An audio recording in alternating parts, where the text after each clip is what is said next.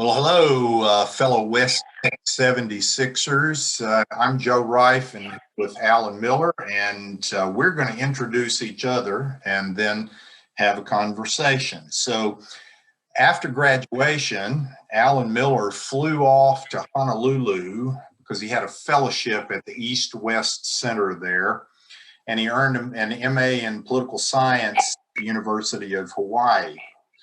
He began his journalism career with stints at the Times Union in Albany and the Record in Hackensack before joining the Los Angeles Times in 1987.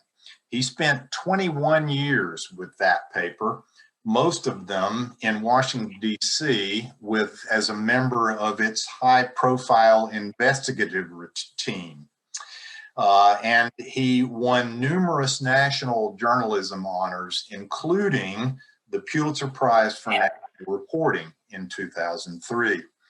He left the paper in 2008 to found the nonprofit News Literacy Project and help launch the field of news literacy. He remains the News Literacy Project's founder and CEO today, and he was honored in January of this year as a Washingtonian of the Year.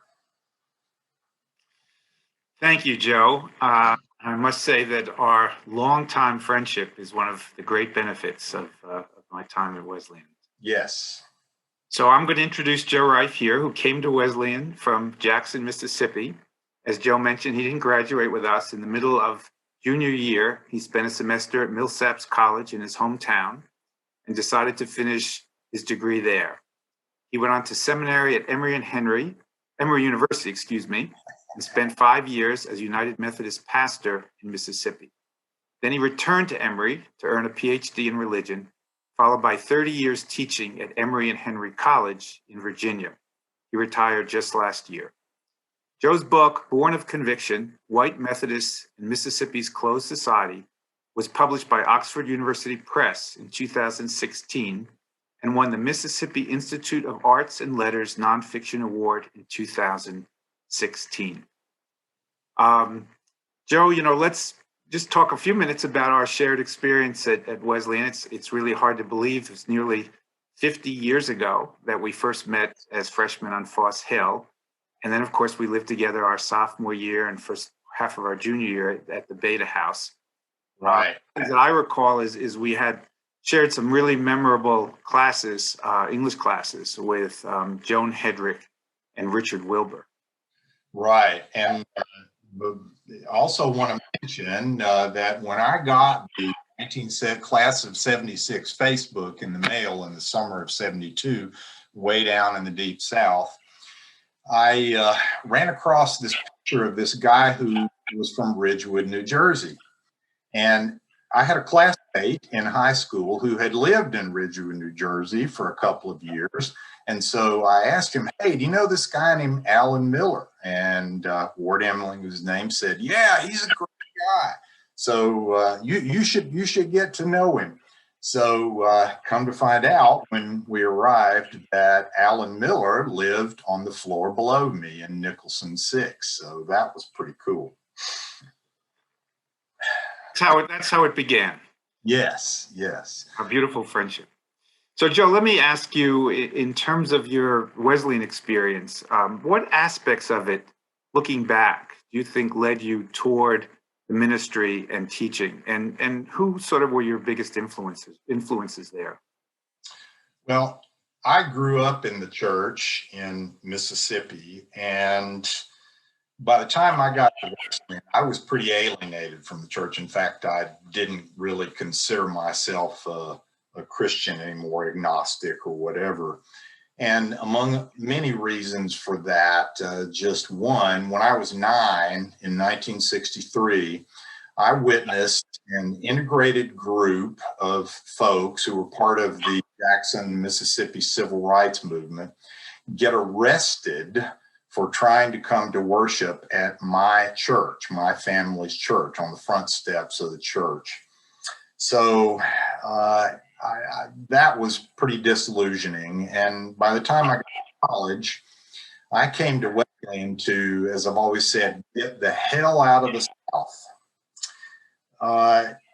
While I was here, one of the people that was really pretty important for me as far as the decision to move toward ministry was Alan Burry, a Methodist minister who was the chaplain here. Got involved in sophomore and junior years in various activities that his office sponsored. One particular memory is a Easter sunrise service in sophomore year, in which our classmate Bob Thompson sang. That was a memorable part of that. And I guess I would say that Alan Burry modeled the kind of intelligent, questioning, justice-seeking Christian faith. And that was something I knew I could embrace. As for academic models, I would just say, you've already mentioned Hedrick, George Krieger in the English department, and also Joe Reed. And I should also add here that when I left Wesleyan in the middle of junior year, I intended to return to Middletown for senior year, but met Betty, my now wife, at Millsaps, and here we are approaching 45th wedding anniversary. So that's the main reason I didn't return. An understandable lure to stay. Yeah. Did you take that course with Joe Reed with me? You did not. I couldn't remember whether you did. I know we took some together. So your career is journalism. Alan, why don't you tell us a little bit about the experiences, some of the experiences you had at Wesleyan that kind of pushed you toward that career?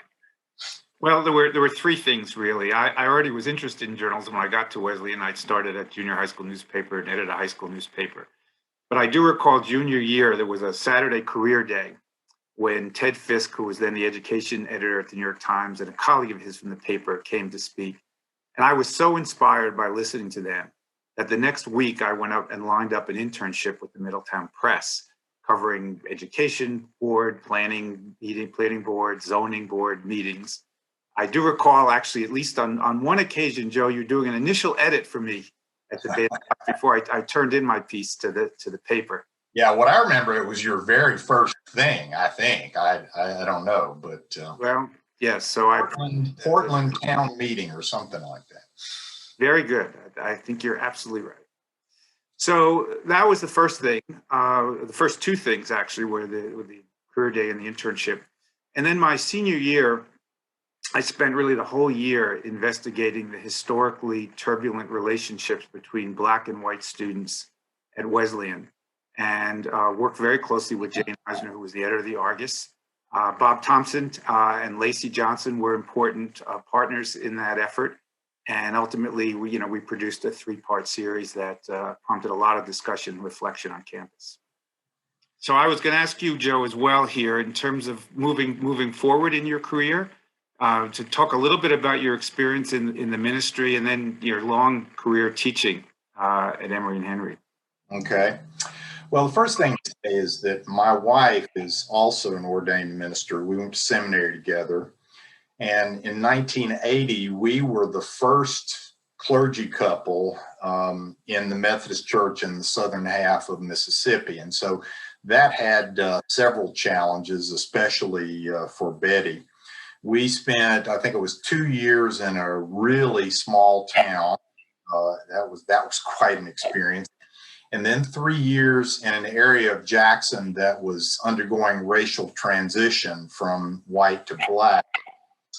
I guess I would say that one of the main things that was most powerful for me in that pastoral experience was the kind of significant involvement that I had in people's lives, baptizing, marrying, burying, and things like that. It was pretty powerful, and that's one of the main things I miss about the pastoral ministry. I don't miss is having to be an institutional salesperson for the church. But when I turned 30, I began looking in other career directions and actually had a dream that I interpreted as sort of pushing me toward PhD studies.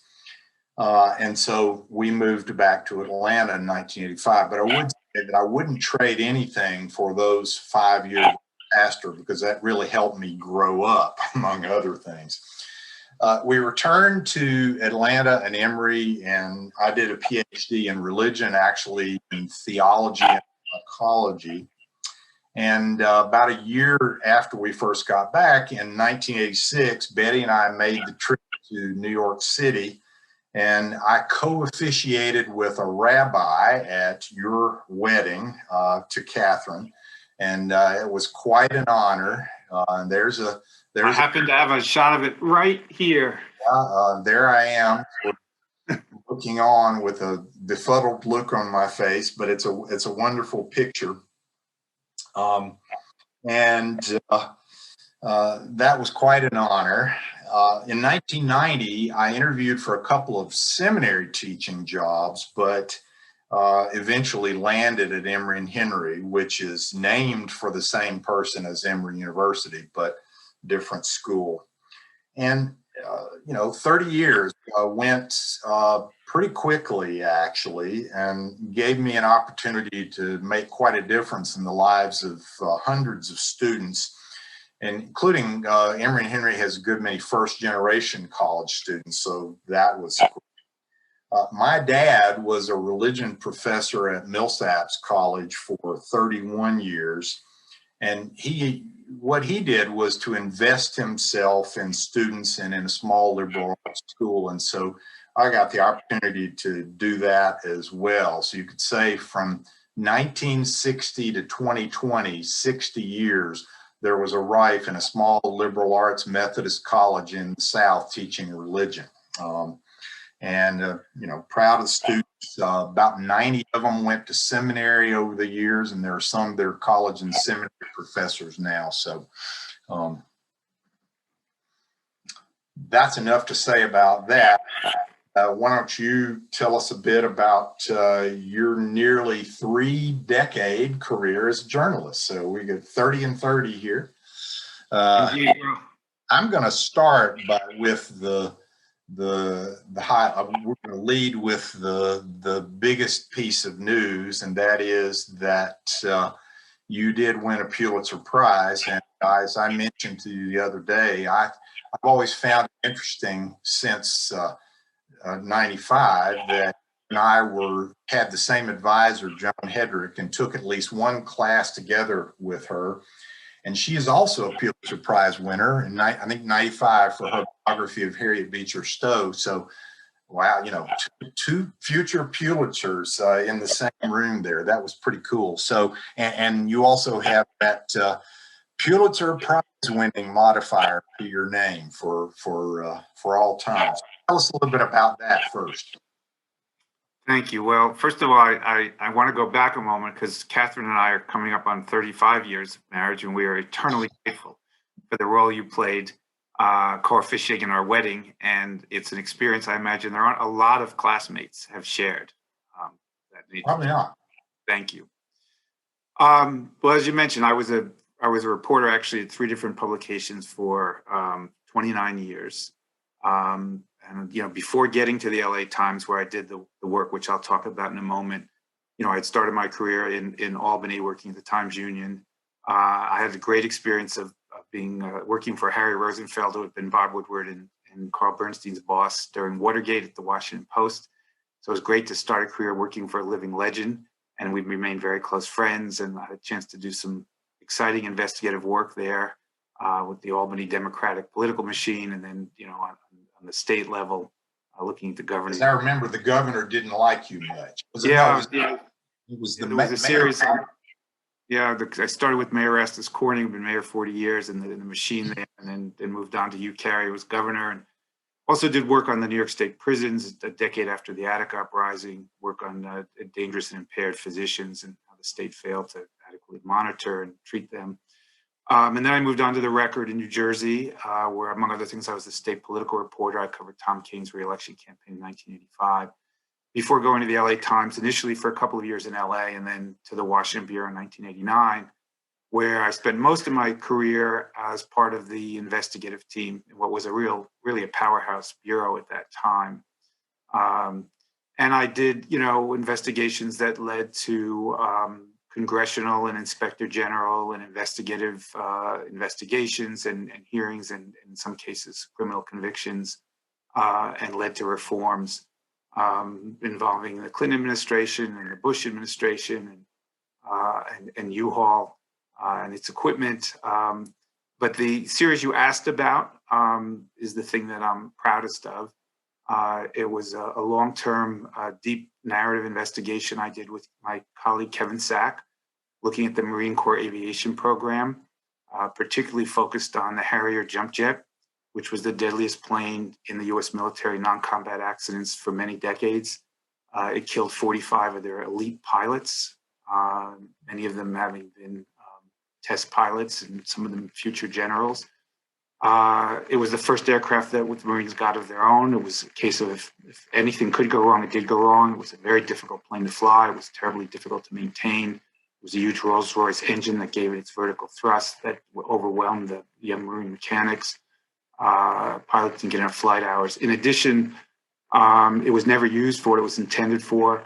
It was the most deadly plane in combat as well. And it was part of what we called the series called the Vertical Vision. It was the first of 3 aircraft the Marines got for themselves. The second was the Osprey troop transport, which had its own legacy of huge costs and 26 deaths before it ever was used. And the third was the Joint Strike Fighter, which had all kinds of problems since then. And we looked at the terrible price the Marines paid in blood and treasure for an aircraft that really never delivered on its promise, and the political weight that they used to keep it in the air in Congress and throughout the country.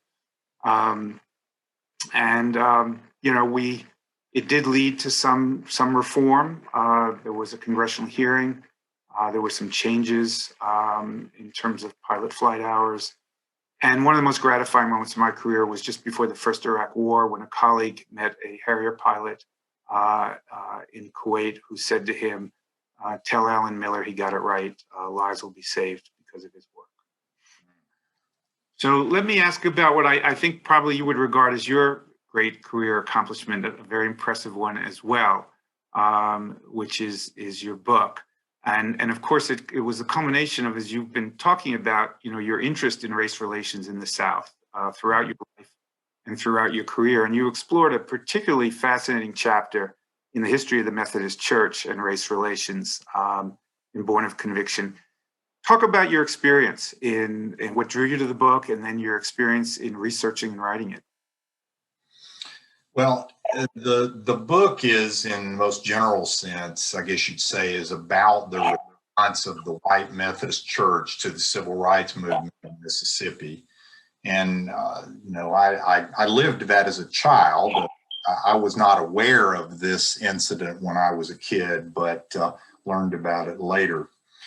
But just to sort of set the scene, I think it's fair to say that in the early 1960s, white Mississippians, for the most part, were either deeply committed to keeping the segregated white supremacist status quo, or they simply acquiesced to it. And in fact, I think it's also fair to say that most white Mississippi Christians kind of uncritically assumed that their faith and segregation went hand in hand, and that was the way that God wanted it. But in the fall of 19, various other things happened in Mississippi in the civil rights movement. But in the fall of 62, James Meredith succeeded in registering at the University of Mississippi as the first African-American student. But as most folks know, there was a riot on campus the night before, and pretty serious things happened. And most white Mississippians refused to take responsibility for it, even though it was clearly their fault, all the way up to the governor, for resisting the authority of the federal courts. So that fall, there were some white Methodist ministers in Mississippi who decided that they really had to say something. The church leaders weren't saying anything about this. They really had to say something to make it clear that not all white Methodists were for segregation and wanted things to stay the way they were. So they published what they called the Born of Conviction Statement in early 1963. 28 ministers signed it. They were all white. The statement called for freedom of the pulpit so that a minister could speak their conscience on this issue and others. The statement asserted that the teachings of Jesus didn't permit racial discrimination. And it also expressed support for the public schools, knowing that they were going to be desegregated eventually. The statement itself sounds pretty mild, but it caused a huge controversy.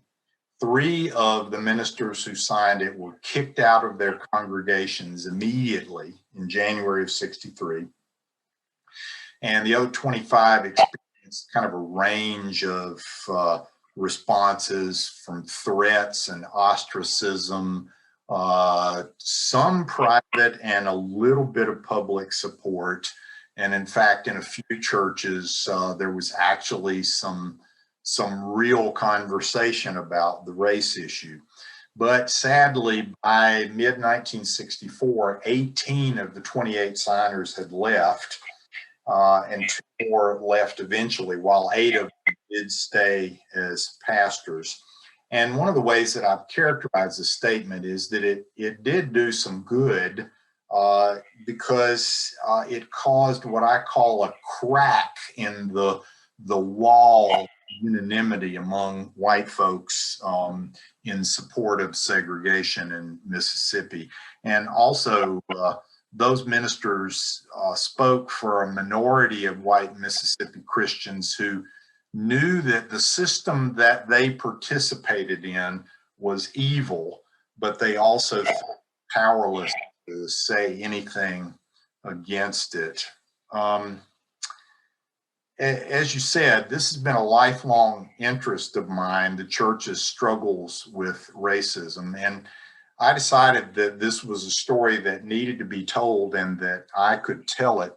You may remember that in Martin Luther King's letter from Birmingham jail, he criticizes both the white church and white moderates, saying that, he thought that those folks would support their movement. And this is actually a story about some white moderate, and maybe a few of them could have been classified as liberal ministers who did try to support the movement in sort of a small way. You want me to say a little bit? I'll say just a little bit about doing the book. I first heard about it when I was a student at Millsaps, and the church that I joined while I was a student at Millsaps, the pastor of that church was actually one of the signers of the statement. So I knew the folks that signed it. But when I started tracking down in 2003, 2004, when I started tracking down signers, 20 of them were still alive. And I literally went to the 4 corners of the 48 states to see these folks because they had gone all over the country. A lot of archival research. Thankfully, a lot of the signers had saved letters and other documents. So, but it was a little tough figuring out how to write the book because I was trying to tell the story of what happened to 28 different people. And Alan, you were kind enough to read an early partial draft, returning that editing favor. And one of the things I remember about that is that you encouraged me to bring the story more to life and to sort of put together a narrative that wasn't simply a bunch of facts together, but really kind of made that story into something that people could relate to. And I hope that I succeeded in doing that. Yes, absolutely. It's a fascinating book, and I would urge any of our classmates to pick it up and read it. And I was honored to play a small role in that editing and being turnabout, being fair play to play a small role in that Yeah. process. Let's talk about your second career. I guess we both had two careers in a sense. Um, you've said that Wesleyan played an important role in launching you in that.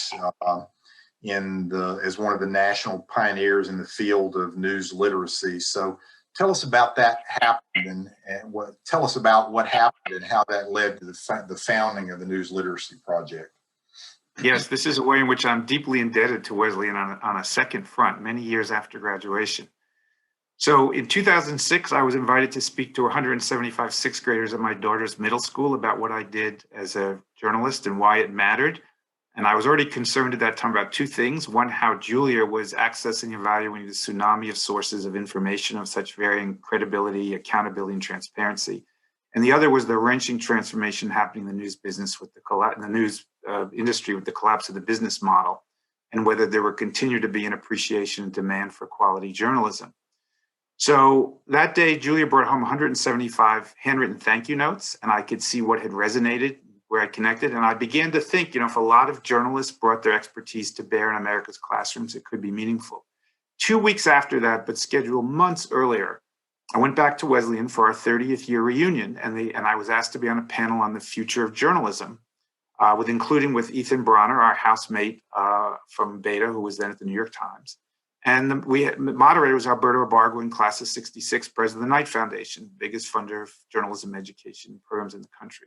We had a great discussion, and when Alberto thanked me, I said to him, I have a German idea. Can I bounce it off you? And he connected me with his vice president for journalism. And over the next 18 months, while I finished my last 3-part investigative series at the LA Times, we talked about the idea and got to a place where Knight was ready to give me a founding grant. So in 2008, I left the LA Times to start the News Literacy Project, help found the field of news literacy. We are a national nonprofit educational organization whose mission is to create programs and resources for educators and now also the general public to teach, learn, and share how to know what news and information to trust and how to be an informed and engaged participant in democracy.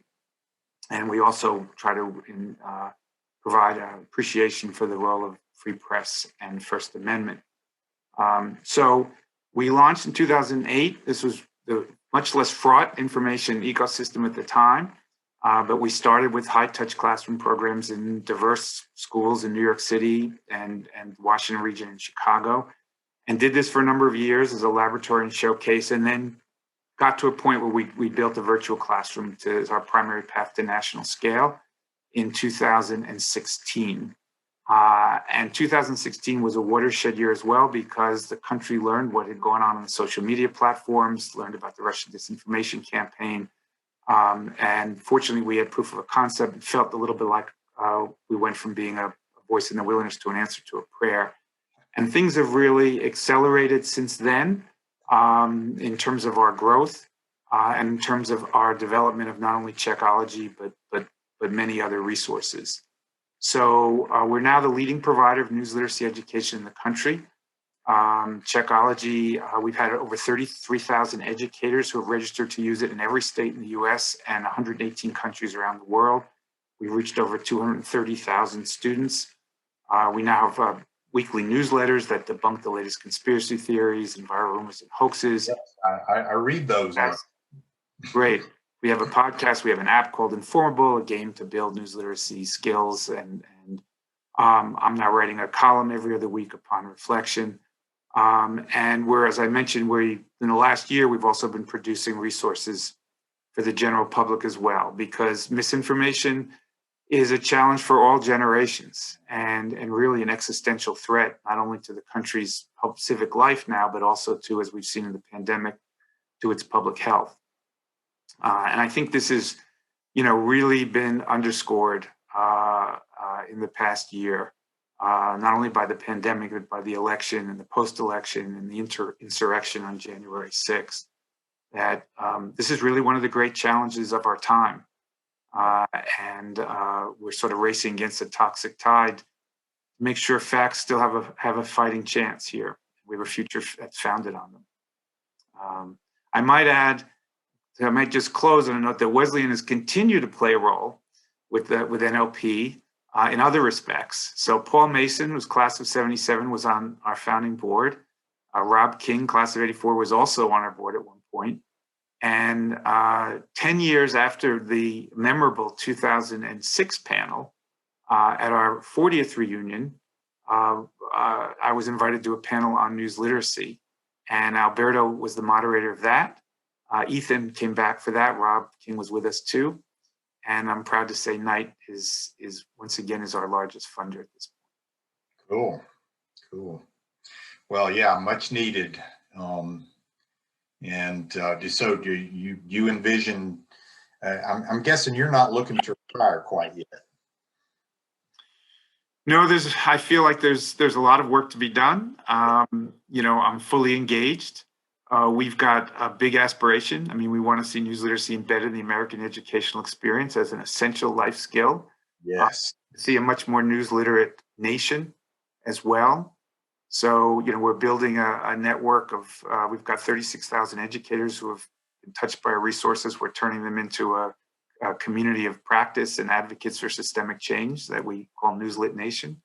And then we want to see state standards change, teaching standards change, so that news literacy is embedded and becomes a matter of lasting systemic change. So I've still got, I think, quite a bit of work to be done, and I feel blessed. For me, journalism was always more of a calling than just a career. Indeed. I feel like NLP is my second journalistic calling. Cool. Well, I do, and I'm serious. I do look at that weekly, what do you call it, newsletter that sort of goes through and says, yes, this is true. Oh, this isn't true, and that's very helpful. Well, I welcome the engagement of any of our classmates who are interested in the newsletter or checking out Checkology. We're constantly looking for new participants, partners, and patrons. And it's a big mission, and frankly, we need everybody, I think, to help as I said, to stem this toxic tide that's such a threat to democracy. Well, it's been great talking to you, Joe. Great day. Yes. Yeah. Look forward to seeing you in person again at some point, I hope, since our son lives not too far away from you now. So hopefully we'll make it up there one of these days. All right. Well, maybe we'll get together and celebrate that 50th year anniversary of our initial meeting. Yeah.